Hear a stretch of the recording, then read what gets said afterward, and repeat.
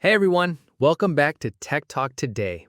I'm Avery, and joining me as always is my co-host Melody.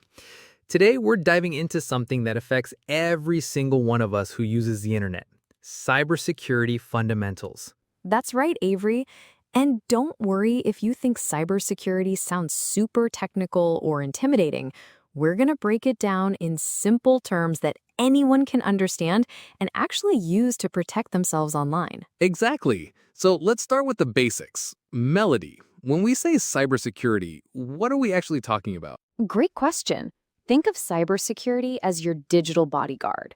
It's all the practices, tools, and strategies we use to protect our computers, phones, personal information, and online accounts from criminals and malicious attacks.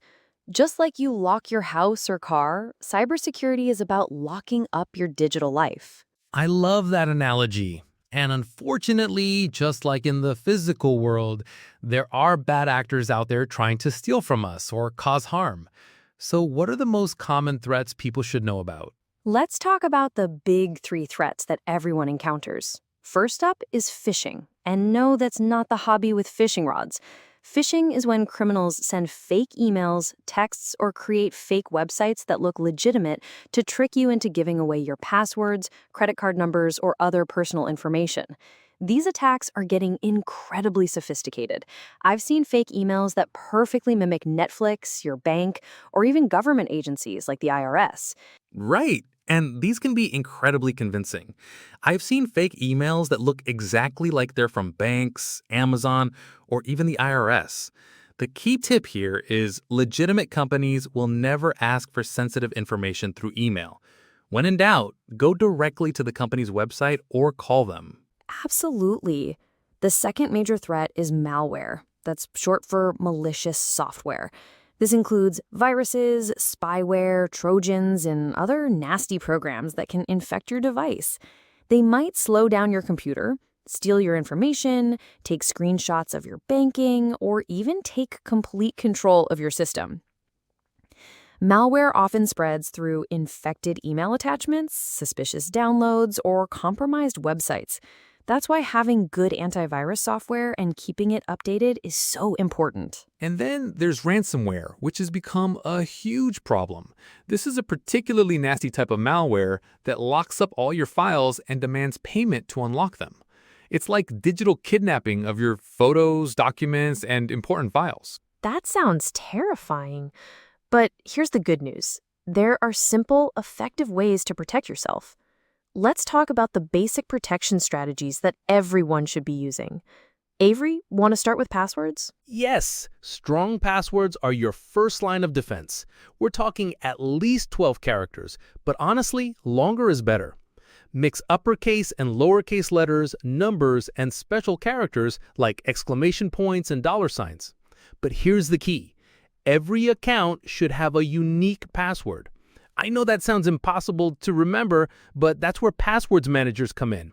Never use the same password for multiple accounts, because if one gets breached, criminals will try that same password on all your other accounts. Password managers are game changers. They generate and store strong, unique passwords for all your accounts. You only need to remember one master password. There are great free options like Bitwarden or built-in ones like what Apple and Google offer. And even with strong passwords, you need a backup plan. That's where two-factor authentication comes in, or 2FA for short. This adds an extra layer of security by requiring something you know, like your password, plus something you have, like your phone. You can use text messages, but authenticator apps like Google Authenticator or Authy are even more secure. Some services also offer physical security keys, which are the most secure option of all. Exactly. So even if someone steals your password, they still can't get into your account without access to your phone. Most major services like Gmail, Facebook, and banking apps offer this. It takes 2 minutes to set up and can save you from disaster. Now, here's something people often ignore but is super important: software updates. I get it, they're annoying and seem to pop up at the worst times. But these updates often include security patches that fix vulnerabilities that hackers exploit. Think of it this way. When a security researcher discovers a flaw, they report it to the software company, who then creates a patch. But once that patch is released, hackers know exactly what vulnerability existed and will target anyone who hasn't updated yet. Yes. Turn on automatic updates whenever possible. This includes your operating system, your apps, and especially your web browser. Think of it like patching holes in a fence. You want to fix them before someone finds a way through. Let's wrap up with some practical everyday tips. First, be cautious about public Wi-Fi. Coffee shops, airports, hotels, these networks are convenient but not secure. Avoid accessing sensitive accounts like banking when you're on public Wi-Fi. And always verify before you click. If you get an unexpected email with links or attachments, pause and think, does this make sense? When in doubt, don't click. Go directly to the website or call the company instead. Great advice. And remember, regular backups are your safety net. Whether it's to the cloud or an external drive, backing up your important files means that even if the worst happens, your precious photos and documents are safe. Let me share some specific red flags to watch for in suspicious emails and messages. Be extra cautious if you see urgent language like "act now" or "your account will be closed." Generic greetings like "Dear customer" instead of your name. Requests for personal information or links that don't match the supposed sender. Always hover over links to see where they actually go before clicking. Great points. And when you're browsing the web, look for the little lock icon in your browser's address bar. That means the connection is encrypted. Be especially careful when downloading software. Only get programs from official websites or trusted app stores. If something seems too good to be true, like free premium software or impossible deals, it probably is.